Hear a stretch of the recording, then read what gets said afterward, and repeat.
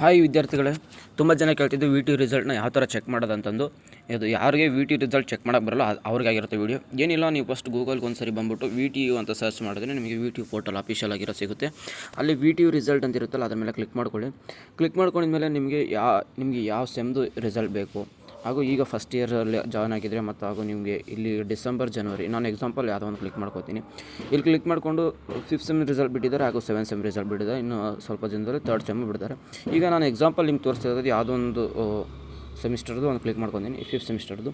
ನನಗೆ ಗೊತ್ತಿರೋ ಒಂದು ಯಾವುದಾದ್ರೂ ವಿದ್ಯಾರ್ಥಿ ಒಂದು ಯು ಎಸ್ ಎನ್ ಹಾಕ್ತೀನಿ. ಇಲ್ಲಿ ನಿಮ್ಮದು enter your U S N ಅಂತಿದೆಯಲ್ಲ, ಅಲ್ಲಿ ನಿಮ್ಮ ಯು ಎಸ್ ಎನ್ ಹಾಕಬೇಕಾಗುತ್ತೆ. ಈಗ ನಾನು ಯು ಎಸ್ ಎನ್ ಹಾಕ್ತೀನಿ, ನೋಡಿ ಬನ್ನಿ. ನಿಮ್ಮ ಯು ಎಸ್ ಎನ್ ಹಾಕಿದ ತಕ್ಷಣ ನಿಮಗೆ ಒಂದು ಕೆಳಗಡೆ ಒಂದು ಎಂಟರ್ ಕ್ಯಾಪ್ಚಾ ಕೋಡ್ ಅಂತ ಕೇಳ್ತದೆ.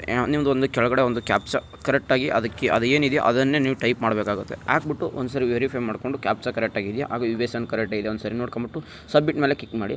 ಸಬ್ಮಿಟ್ ಮೇಲೆ ಕ್ಲಿಕ್ ಮಾಡಿದ ತಕ್ಷಣ ನಿಮ್ಗೆ ಏನಾಗುತ್ತೆ, ಒಂದು ನಿಮ್ಮ ರಿಸಲ್ಟ್ ಅನ್ನೋದು ಬರುತ್ತೆ. ರಿಸಲ್ಟ್ ಇಲ್ಲಿ ನೋಡ್ಕೋಬೋದು ನೀವು. ಇಲ್ಲಿ ಪಕ್ಕದಲ್ಲಿ ರಿಸಲ್ಟ್ ಪಿ ಅಂತ ಇದ್ದರೆ, ನಿಮ್ಗೆ ಯಾರು ಗೊತ್ತಿಲ್ಲ ಅವ್ರಿಗೆ ಹೇಳ್ತಿದ್ದೀನಿ, ಗೊತ್ತವ್ರಿಗೆ ಏನೆಲ್ಲ ಹೇಳ್ತಿರೋದು. ಗೊತ್ತಿಲ್ಲದವ್ರಿಗೆ ಪಿ ಅಂದರೆ ಇದ್ದರೆ ಎಲ್ಲ ಪಾಸ್ ಅಂತ, ಒಬ್ಬರಿಗೆ ಡಬ್ಲ್ಯೂ ಅಂತ ಬರುತ್ತೆ, ವಿತ್ ಅಂತ ಏನಿದೆ ನಾಟ್ ಎಲಿಜಿಬಲ್ ಅಂತ ಇಲ್ಲಿ ಕಾಣಿಸ್ತಿದೆ ನೋಡಿ.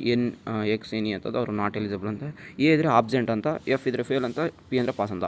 ಇಷ್ಟೇ, ಯಾವುದೇ ಥರ ಏನು ದೊಡ್ಡ ಕಾಂಪ್ಲಿಕೇಷನ್ ಏನಿಲ್ಲ ರಿಸಲ್ಟ್ ಚೆಕ್ ಮಾಡೋದು. ಸಿಗೋಣ ಗೈಸ್. ನಿಮ್ಗೆ ಇನ್ನೂ ಯಾವುದೇ ಥರ ವೀಡಿಯೋ ಬೇಕಂದರೆ ನಮ್ಮ ಕಮೆಂಟ್ ಬಾಕ್ಸಲ್ಲಿ ಹಾಕಿ, ನಾನು ಅದ್ರ ಬಗ್ಗೆ ವೀಡಿಯೋ ಮಾಡಿ ತಿಳಿಸ್ತೀನಿ. ಟೇಕ್ ಕೇರ್ ಗೈಸ್, ಬೈ ಬಾಯ್.